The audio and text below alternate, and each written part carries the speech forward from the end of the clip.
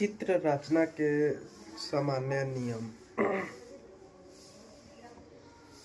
हम लोग दोस्तों बात करने वाले हैं चित्र रचना के सामान्य नियम के बारे में। इसके बारे में जो भी जानकारी वाला बात है उन सभी बातों के बारे में हम आप लोगों को बताने वाले हैं।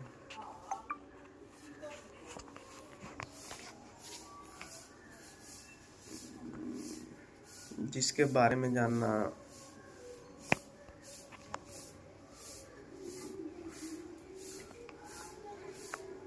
आप लोगों के लिए भी दोस्तों काफ़ी ज़्यादा महत्वपूर्ण बात होने वाला है।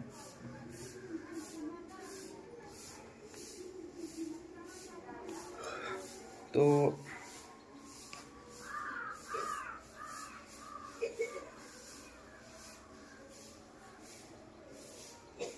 चलिए हम लोग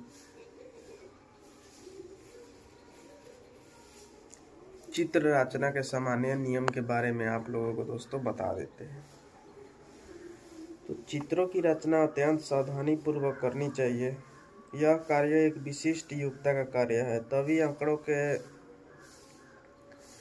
यथार्थ भाव को चित्रों द्वारा सही रूप में प्रकट किया जा सकता है। चित्रों को आकर्षक एवं प्रभावशाली बनाने के लिए निम्न नियमों को ध्यान में रखना चाहिए। आखिरकार कौन कौन सा ऐसा नियम है जिन नियमों को चित्रों को प्रभावशाली बनाने के लिए ध्यान में रखना चाहिए दोस्तों।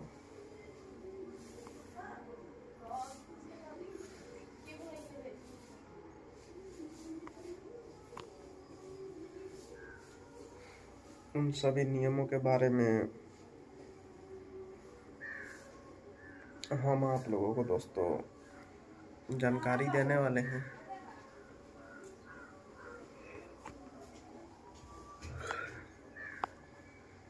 तो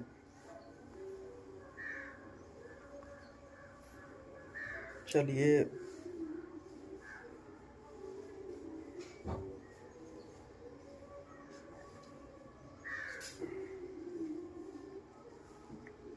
उन सभी नियमों के बारे में हम आप लोगों को दोस्तों जानकारी दे देते हैं।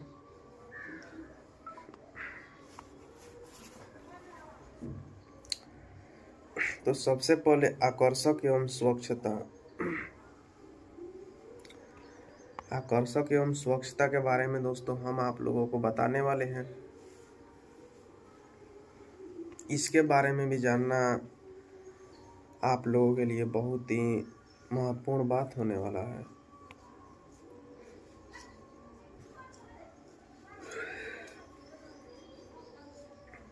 तो चित्र संख्यांकी समकों के प्रस्तुतिकरण के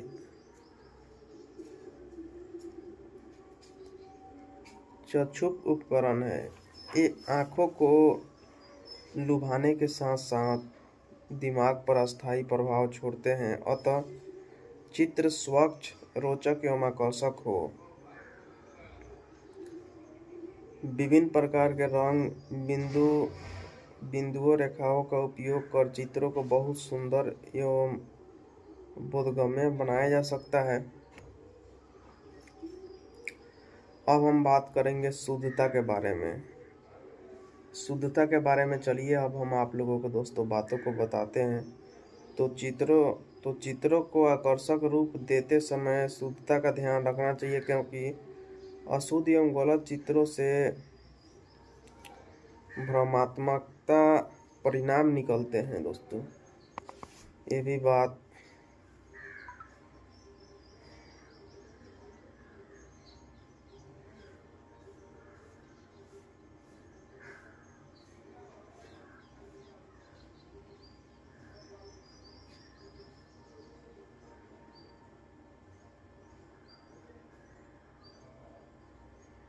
आप लोगों को दोस्तों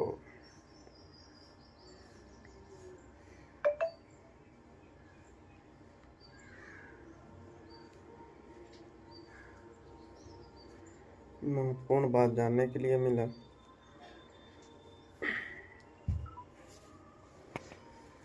उसके बाद उपयुक्त आकार। उपयुक्त आकार के बारे में हम लोग बात करेंगे, चित्रों के उपयुक्त आकार के बारे में। तो चित्रों के आकार के संबंध में कोई निश्चित नियम नहीं है। चित्र न बड़ा हो और न ही छोटा। कागज के आकार के अनुरूप चित्रों की रचना करनी चाहिए। अब हम बात करेंगे शीर्षक एवं फुटनोट के बारे में। शीर्षक एवं फुटनोट के बारे में दोस्तों अब हम आप लोगों को बताएंगे। तो चित्र के आरंभ में ऊपर एक स्पष्ट, उपयुक्त तथा संक्षिप्त शीर्षक होना चाहिए, जिससे चित्र देखते ही विषय वस्तु एवं तथ्य की जानकारी तुरंत हो सके। अस्पष्ट तथ्यों की व्याख्यात्मक टिप्पणी चित्र के नीचे बाईं ओर देनी चाहिए। अब हम लोग मापदंड का चयन। मापदंड के चयन के बारे में दोस्तों हम आप लोगों को दोस्तों बताने वाले हैं। तो चलिए इसके बारे में हम जानकारी दे देते हैं। तो मापदंड या पैमाना का चयन सबसे महत्वपूर्ण पहलू है। कागज के आकार,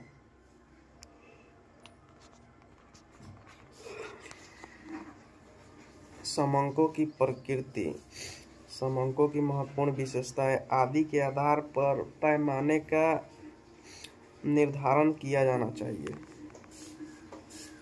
ऊर्ध्वाधर तथा क्षैतिज दोनों तरफ पैमाने का स्पष्ट संकेत देना चाहिए। दोनों या अधिक चित्र की तुलना करते समय पैमाना समान रखना चाहिए। अब हम संकेत के बारे में चलिए बताते हैं। चित्र की रचना करते समय उपयुक्त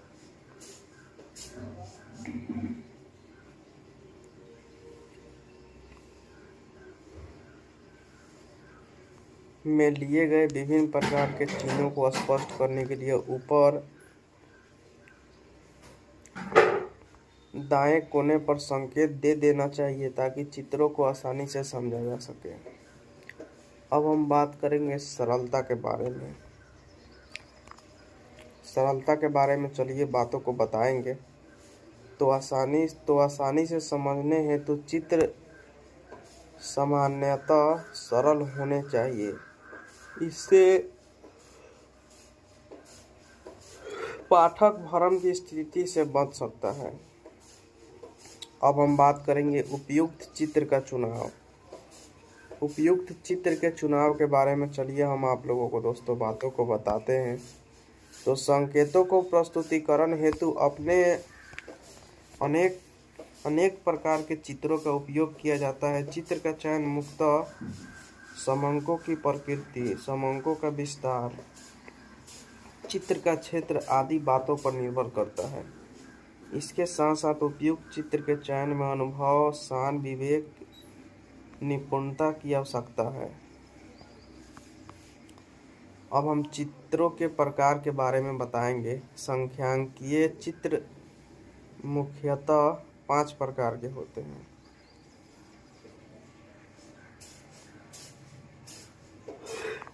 सबसे पहले एक बीमा चित्र।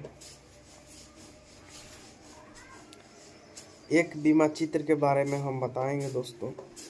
तो रेखा चित्र, सरल दंड चित्र, बहुगुणी दंड चित्र, अंतःविभिन्न दंड चित्र, ये सब चित्र जो भी है ये एक बीमा चित्र है दोस्तों। आप लोगों ने बिल्कुल सही सुना। उसके बाद द्विबीमा चित्र के बारे में हम बताएंगे। तो द्विबीमा चित्र आयत चित्र, वर्ग चित्र, वृत्तीय चित्र, ये सब द्विबीमा चित्र है। उसके बाद हम लोग रेखा चित्र के बारे में बात करेंगे। तो चलिए रेखा चित्र के बारे में हम बातों को बताते हैं।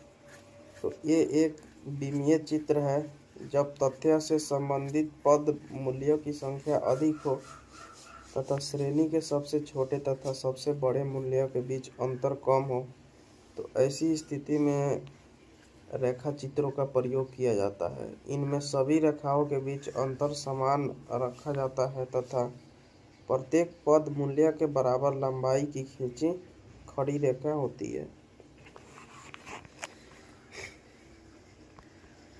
उसके बाद इन रेखाओं में मोटाई नहीं होती है, अतः ये कम आकर्षक होते हैं। यदि दिए गए मूल्यों का तुलनात्मक अध्ययन हो जाता है। अब हम इसके उदाहरण के बारे में चलिए बातों को बताते हैं। तो असम के एक शहर में प्रतिदिन वर्षा का 15 दिनों का रिकॉर्ड नीचे दिया गया है।